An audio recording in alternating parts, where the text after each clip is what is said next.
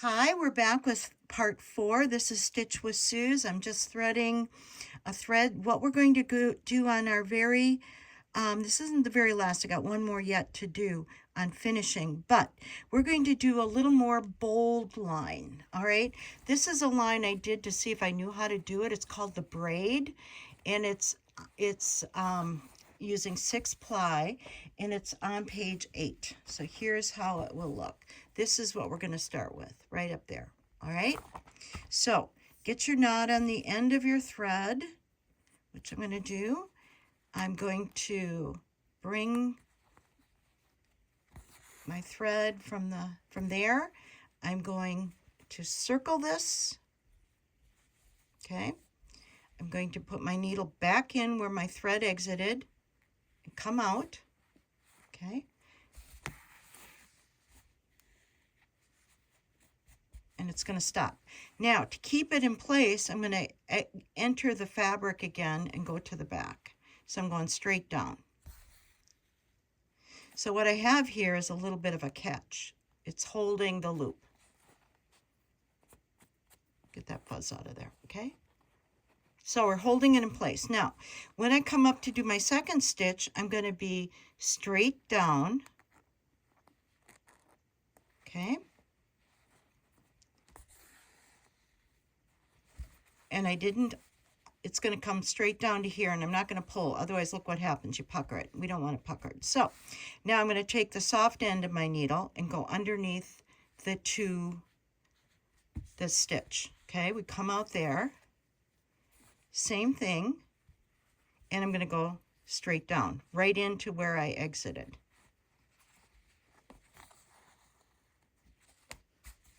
Okay. Now, I'm going to come straight down. Oops, right here. Come out. We're going on stitch 3. Okay, and here's the stitch above it. We're going to come through. Do we go through?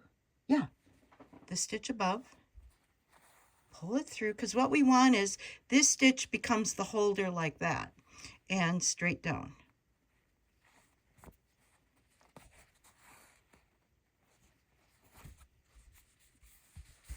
Now I'm going to start bringing my stitches closer together.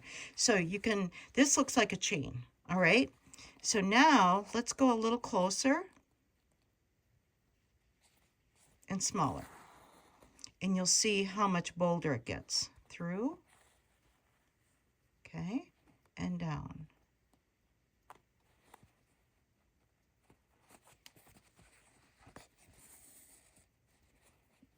Gets more put together. Again, coming up.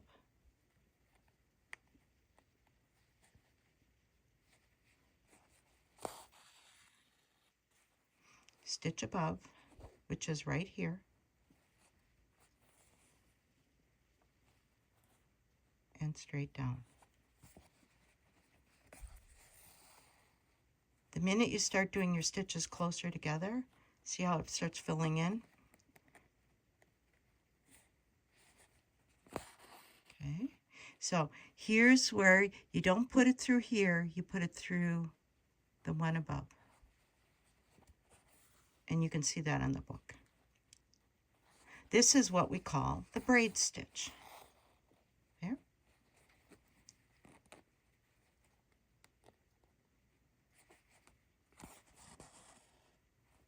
I'm not going to put it through here. I'm going to put it through right between this stitch.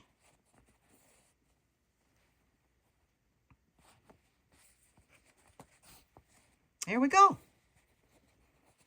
This and this look alike. This one I started making them too big apart. So follow the book. All right, now I'm going to cut this off and we're going to go into our next stitch. This stitch, you'll see, it's called the Backstitch. It's on page 4.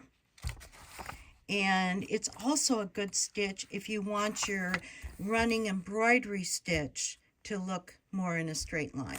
All right, so that's what page 4, the Backstitch. So here we go.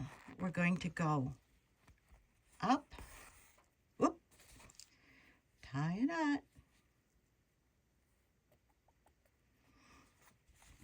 fact, I'm going to start underneath. Come out. I'm going to go horizontal. Okay. We've got our thread coming out just like it says in the book. Okay. So I'm going to be putting my needle to the right and to the left, straight in line with it. See that? Just like up here. So there's your first stitch. And your second stitch goes right on top, right here, right on top of the stitch, and we're going to go past it when we exit, okay?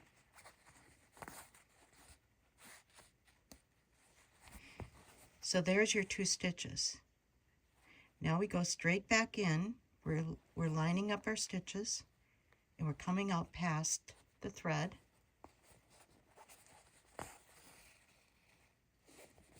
See how nice that looks? It's a straight line, or whatever line you want to follow.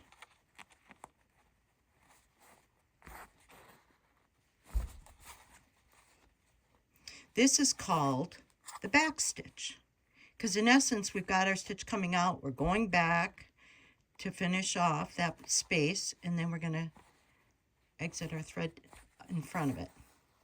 Okay, but it's very nice. It gives you a nice, like, voom, voom, voom stitch, just like that. Voom, voom, voom. There we go. Now, the last stitch that I want to cover here is the outline stitch.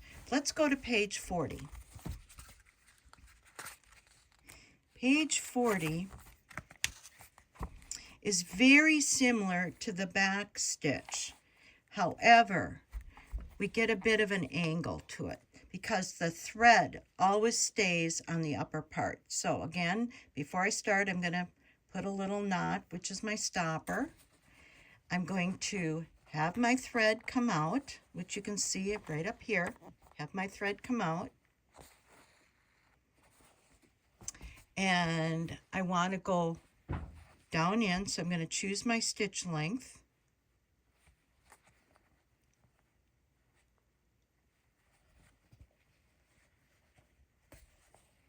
And now to set it up, let me pull this out a little bit, okay? You can see, here's where I got it. I am going to bring my needle back up, and it's going to be right in between these two. Right there, okay? So let's just finish that.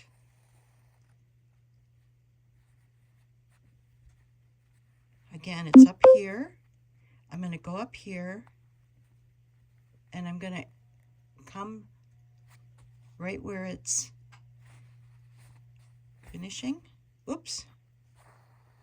See that? And I'm going to bring my thread up. And that's going to create, and I'm going to quickly rethread, that's going to create a back stitch. This is a stitch I first learned with my grandma. It was my very first stitch. Why I didn't get to do the running stitch, I don't know, but this caused, and if you have, like my grandma would have been born,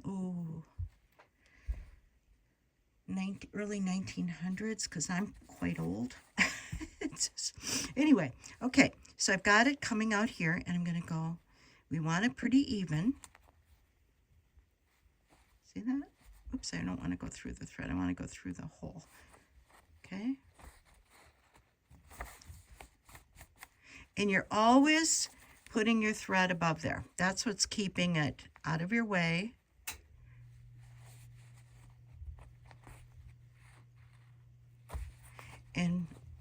And you've got, now this one is very clean.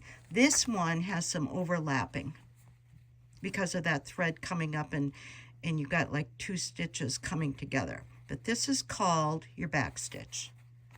Very nice stitch. Bring it up.